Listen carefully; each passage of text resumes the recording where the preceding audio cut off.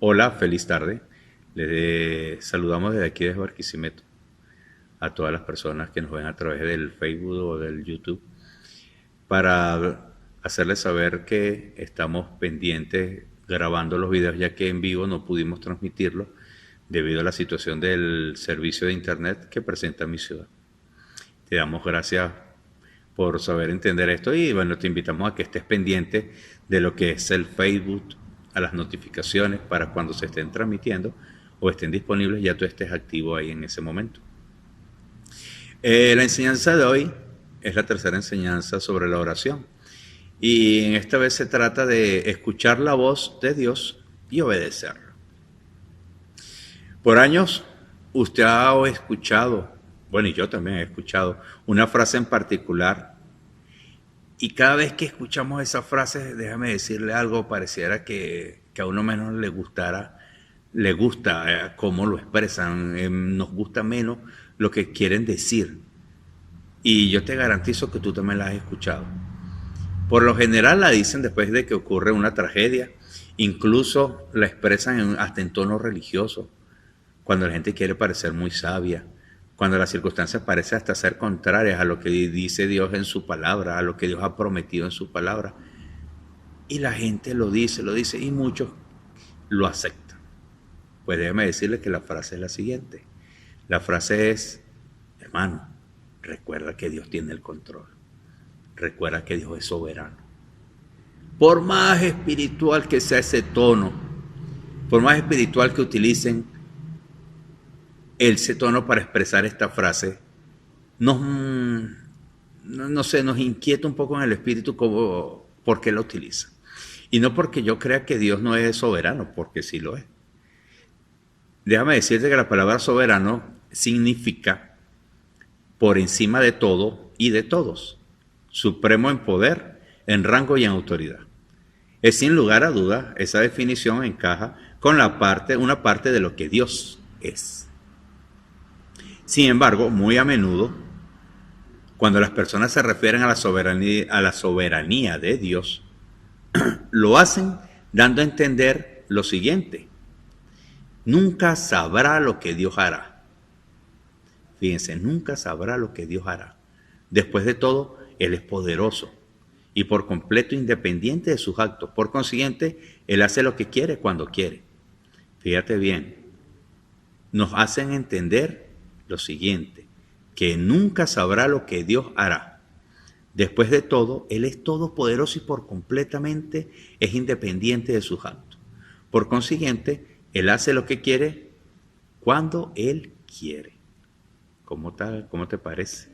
Entonces, si eso fuese así, déjame decirte que la soberanía, el problema con esta perspectiva es que nos exime de toda responsabilidad. Después de todo, si Dios es soberano, hará lo que Él quiera, cuando Él quiera y como Él quiera. Entonces lo mejor será que nos sentemos a ver televisión y no hagamos nada, ¿cierto? Yo considero eso. Si consideramos esa parte, ¿verdad? Vamos a hacerlo así. Aunque, déjame decirte algo, esa es una idea totalmente equivocada. Dios hace pocas cosas, si no es que ninguna, en esta tierra, sin la colaboración de los seres humanos. O sea, el ser humano debe colaborar a hacer las cosas de Dios. Aunque el planeta le pertenezca a Dios y la creación sea de su propiedad, debemos estar alineados con el Señor de acuerdo a su voluntad. En el Salmo 8:6 dice, en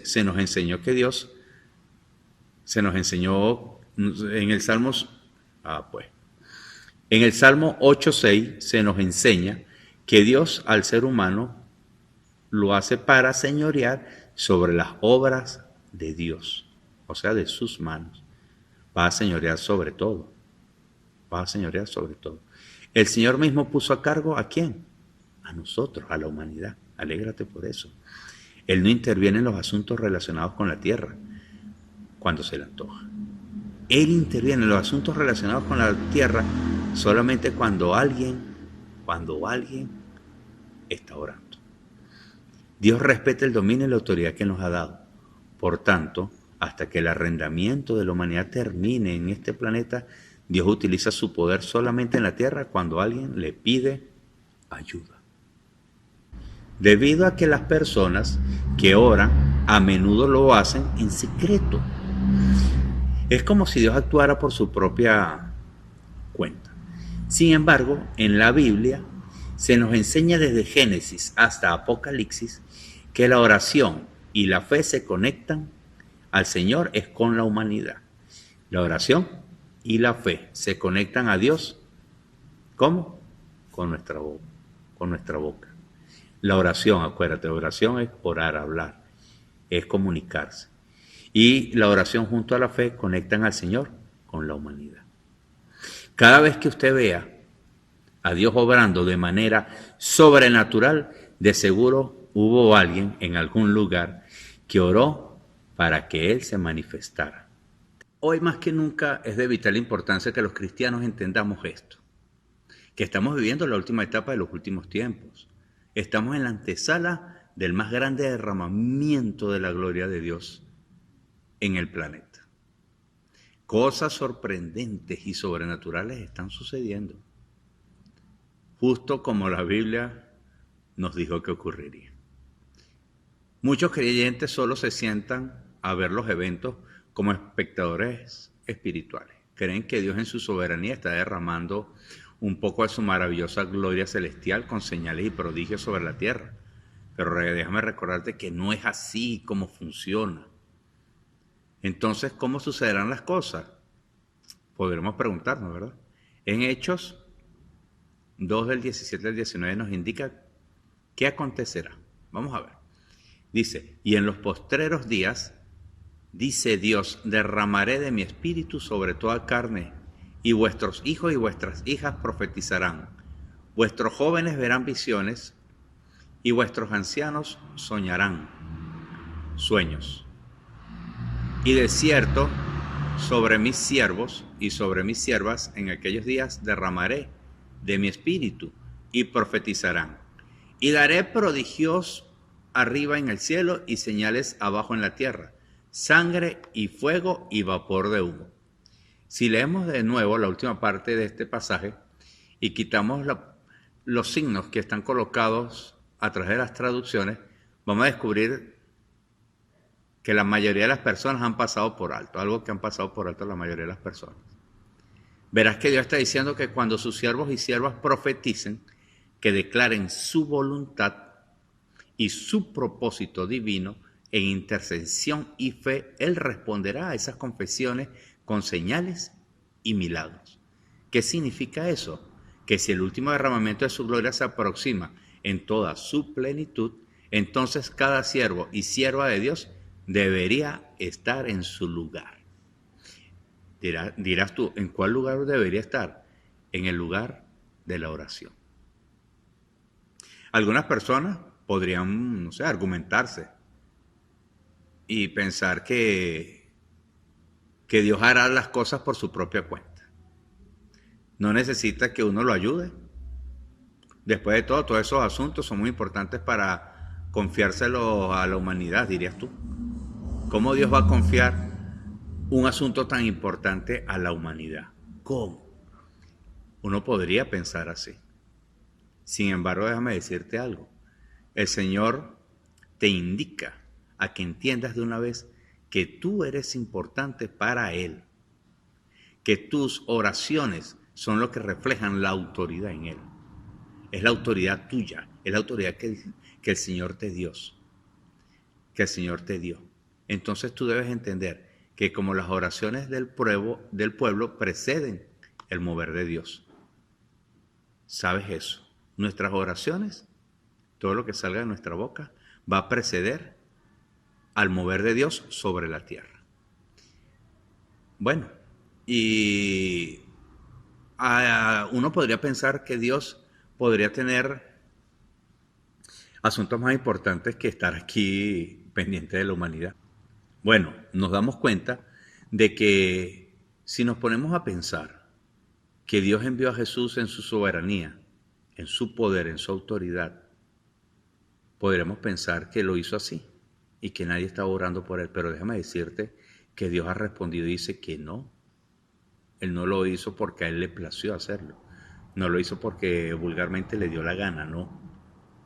Él envió a Jesús porque alguien estaba orando, alguien estaba pidiendo que Jesús viniese, que el Mesías llegara. Y si nos ponemos a examinar la Biblia, vemos la historia de Simeón y de Ana. En ese relato podríamos entender que Jesús cuando lo llevaron a presentar al templo, está en Lucas 2.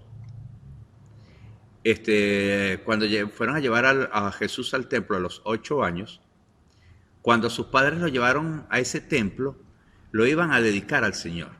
Iban a circuncidarlo, como lo establece el pacto abrahámico. Esa era una ceremonia muy sagrada para el pueblo judío. Sin embargo, justo en medio de esos sucesos, un hombre llamado Simeón se acercó y cargó a Jesús. Entre sus brazos lo cargó, me imagino que eso es espectacular, haber cargado al Mesías. Esa confianza que reflejaba ya estar cercano a la redención. Nadie le dijo nada a Simeón, ni intentó detenerlo. Eso significa que era él muy conocido en el templo como un hombre muy espiritual. Ahora, ¿cómo supo Simeón que debía llegar al templo justo en ese momento? ¿Fue porque alguien le dijo que consagrarían a Jesús ese día? No, en la Biblia se nos enseña que él llegó y fue movido por el Espíritu. Eso está en el verso 27. Dios fue quien lo guió. Es más, ni siquiera María entendía por completo el plan que cumpliría su hijo. Pero Simeón sí. Por eso él profetizó: ahora, Señor, despides a tu siervo en paz, conforme a tu palabra, porque han visto mis ojos tu salvación, la cual has preparado en presencia de todos los pueblos, luz para revelación a los gentiles y gloria de tu pueblo Israel. Lucas 2, versos 29 y 32 al 32. Simeón sabía quién era Jesús, pues había intercedido y le había clamado a Dios para que enviara al Redentor. Y lo había hecho desde hace mucho tiempo. Había orado con tanto entusiasmo, con tanto fervor y durante tanto tiempo que Dios le prometió que no vería la muerte antes de que él viera al ungido del Señor. Ese está en Lucas 2:26. Ya era bastante asombroso que Simeón supiera que Jesús sería el Salvador. Eso es súper asombroso. Sin embargo, sus palabras revelan que él sabía más al respecto. Lea de nuevo lo que Simeón dijo y descubrirá que él sabía que Jesús les traería salvación incluso a nosotros los gentiles. Y la iglesia supo esto hasta que Pedro visitó la casa de Cornelio 10 años después del Pentecostés. Pero ya Simeón lo sabía. Ya Simeón lo sabía. ¿Por qué era Simeón tan sabio? Porque era un intercesor, era un orador.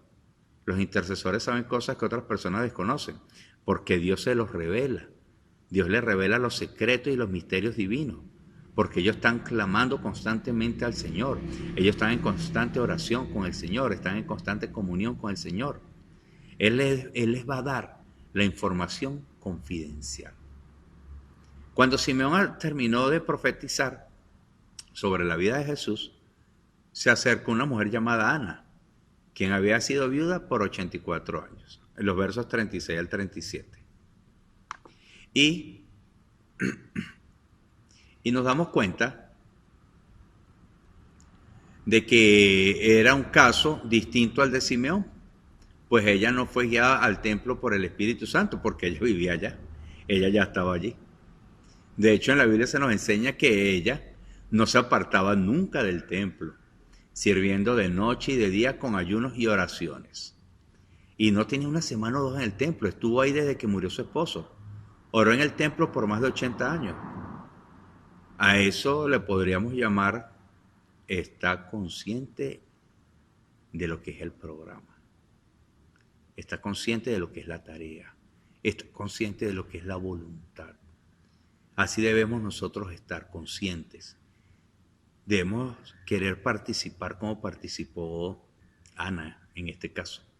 Fíjate que en Lucas 2:38 dice, ahí se nos afirma que Ana, presentándose en la misma hora, daba gracias a Dios y hablaba del niño a todos los que le esperaban la redención en Jerusalén.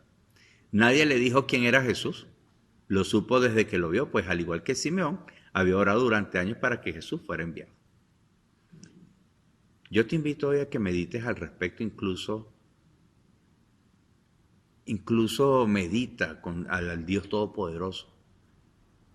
El Creador Supremo del Universo no envió a Jesús por su propia cuenta, sino que lo hizo con la cooperación de los seres humanos y en respuesta a las oraciones, a las palabras llenas de fe de su pueblo. Ahora te hago una pregunta. ¿Tú crees que nosotros, juntos y unidos, podemos cambiar y podemos hacer que la gloria del Señor y el poder de Dios venga aquí? ¿Recuerdas la frase que dice, venga a nosotros tu reino? ¿Cómo va a venir? A través de la oración. Dios es bueno todo el tiempo. En Mateo 18:19 leemos, otra vez os digo que si dos de vosotros se pusieran de acuerdo en la tierra acerca de cualquier cosa que pidieren, les será hecho por mi Padre que está en los cielos. Ya que Simeón y Ana, lo supieran o no, oraron en común acuerdo. Ambos intercedieron pidiéndoles a Dios que enviara a su Redentor y fíjate, lo hizo. Él vino y cumplió. Por lo tanto, nosotros debemos estar confiados en que el Señor va a cumplir lo que nosotros pedimos. Por lo tanto, debemos en realidad seguir esos ejemplos tanto de Simeón como de Ana y apegarnos en realidad al programa de trabajo que tiene el Señor, a la voluntad que tiene el Señor. ¿Qué significa eso para nosotros? Significa que si deseamos ver la plenitud del derramamiento de la gloria en estos últimos tiempos, debemos apegarnos al programa como Ana lo hizo. Tenemos que doblar rodillas y comenzar a orar. Es momento de que ya dejemos de estar en pie. Debemos doblar nuestras rodillas y comenzar a orar. Necesitamos empezar a proclamar palabra de Dios. Debemos comenzar a proclamar su voluntad en estos últimos días. ¿Y cómo lo hacemos? A través de la profecía y de la intercesión, a fin de que Él manifieste señales y maravillas. Nada sucederá en la tierra si nadie lo declara. Si tú lees la Biblia, descubrirás que ciertas situaciones, ciertos eventos, ciertos momentos tuvieron que ser predichos por los profetas antes que Dios los llevara a cabo.